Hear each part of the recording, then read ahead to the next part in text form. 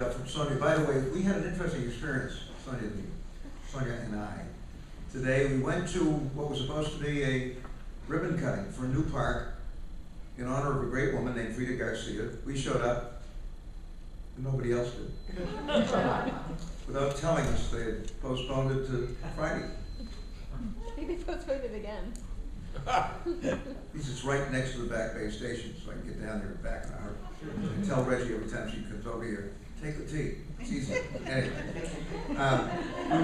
we really have a great lineup for you, and you just heard from David, who's really the quarterback of this effort for the government.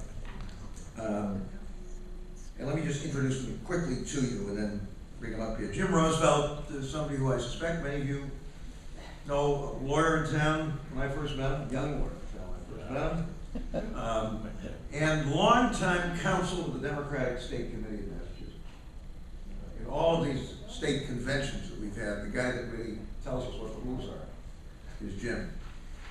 He may tell us how he got into the health insurance business, but he's done it on the private side, if you will, the nonprofit side of the Tufts plan. He's also done it for the government of the United States of America, because he was the deputy Social Security administrator in Clinton administration, and an all-around terrific guy, and carries proudly the name of FDR, who was his grandfather, and he is responsible for one of the major nonprofit health plans in Massachusetts, and a good one. It's the Tufts plan. So he's seen this from all angles, and at least to some extent, he and the folks that work with him on the insurance side of this are sitting here kind of getting it from all sides as they try to deal with this very serious cost problem, which we have nationally, and as you just heard from David, particularly here in Massachusetts. I mean, I think it's not an exaggeration to say that we pay more for health care than any place on the planet Earth right here in Massachusetts, and it's a great place if you want to get sick, but it costs. Reggie Herzlinger returns to us by popular demand after a triumphant appearance last year. I've known her for a long, long time. A real pioneer, folks. She was the first woman ever tenured at the Harvard Business School. Think about it.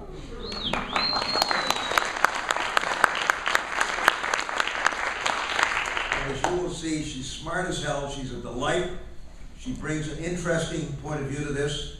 Herself knows a lot about healthcare, has written a lot about it, and it's just great to have her back. And then we'll wind up with Steve D'Amato, who was the director of the State Rating Bureau at the State Division of Insurance, which has a lot to do with trying to control costs, among other things. A friend, a colleague, somebody who's done great work, was one of the principal architects of a very successful reform of the state's workers' compensation system under Bill Weld, who was nice enough to keep him on after Weld succeeded me. A hugely successful reform which cut costs dramatically, and he may want to talk about that briefly. And so he's with us. He is now the health guy, if you will, at the Inspector General's office, because the Inspector General somehow ended up as part of the Health Cost Control Council and wanted somebody who knew something about healthcare. That's Steve. So Jim, let's begin with you. We'll go to Reggie, finally Steve, and then we'll open it up to all of you.